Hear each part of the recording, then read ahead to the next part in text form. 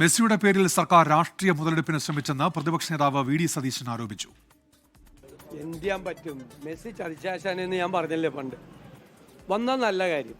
പക്ഷേ ഈ പ്രചരണം രാഷ്ട്രീയ പ്രചരണമാക്കി മാറ്റുവാണ് ഇവരെല്ലാം. തെരഞ്ഞെടുപ്പിന് മുമ്പ് എല്ലാം രാഷ്ട്രീയ പ്രചരണമാക്കി മാറ്റുവാണ്.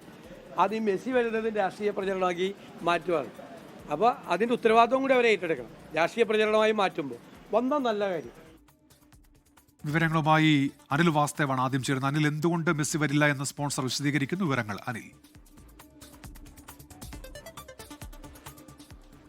ഉന്മേഷ്, കേരളത്തിലെ മെസ്സി ആരാധകരെയും കേരളത്തിലെ കായിക പ്രേമികൾക്കും വലിയ നിരാശ നൽകുന്ന ഒരു പ്രഖ്യാപനം തന്നെയായിരുന്നു. ലിയോണൽ മെസ്സി നവംബറിലും കേരളത്തിൽ എത്തില്ല എന്നുള്ളതാണ്. പക്ഷേ ഇതിനപ്പുറം എല്ലാ കാലത്തും കായിക മന്ത്രിയുടെയും സ്പോൺസറുടെയും ഭാഗത്തു നിന്ന് വലിയ രീതിയിലുള്ള ഒരു പറ്റിക്കൽ, ആ വാക്ക് തന്നെ ഉപയോഗിക്കാം, അത്തരത്തിൽ തന്നെയാണ് ഉണ്ടായിട്ടുള്ളത്. ഒരു വ്യക്തതക്കുറവ്, അല്ലെങ്കിൽ സ്റ്റേഡിയത്തിൻ്റെ കാര്യത്തിൽ പല കാര്യങ്ങളുടെ കാര്യത്തിലും വ്യക്തതക്കുറവുണ്ട്. എന്തായാലും അർജന്റീന വരുമെന്ന് ഒരിക്കൽ അത്തരത്തിലൊരു പ്രതികരണം അർജന്റീന ഫുട്ബോൾ അസോസിയേഷനിൽ നിന്ന് ഉണ്ടാക്കാൻ സാധിച്ചതിനപ്പുറം വലിയ നീക്കുപോക്കുകളൊന്നും തന്നെ ഇക്കാര്യത്തിൽ ഉണ്ടായിരുന്നില്ല. ഏറ്റവും ഒടുവിൽ സ്റ്റേഡിയത്തിൻ്റെ കാര്യത്തിലാണ് കുഴപ്പമെന്നാണ് സ്പോൺസർ പറയുന്നത്.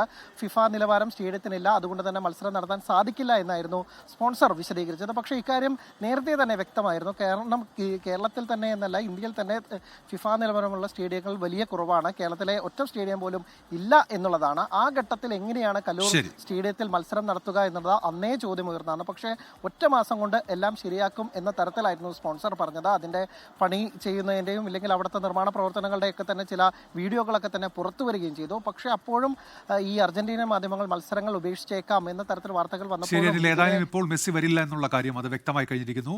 സമീർ ബിൻ കരീം കൂടി ചേരുന്നുണ്ട്. സമീർ, എന്തുകൊണ്ടാണ് ഈ സമീറിന്റെ ചോദ്യങ്ങൾക്ക് മന്ത്രി ക്ഷുഭിതനായത്? സമീർ,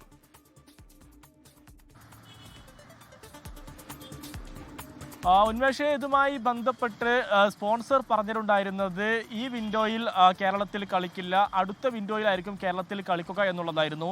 ഇക്കാര്യമാണ് മന്ത്രി വി അബ്ദുറഹ്മാനോട് ചോദിച്ചത്. അപ്പോൾ അദ്ദേഹം പറഞ്ഞത് ഉണ്ടാക്കി ചോദിക്കുകയാണ് എന്ന് പറഞ്ഞ് അദ്ദേഹം ക്ഷുഭിതനായി സംസാരിച്ചു എന്നുള്ളതാണ്. ഈ വിൻഡോയിൽ തന്നെ കൊണ്ടുവരാനുള്ള ശ്രമങ്ങളാണ് നടത്തുന്നതെന്നും മന്ത്രി വി അബ്ദുറഹ്മാൻ പറയുകയുണ്ടായി.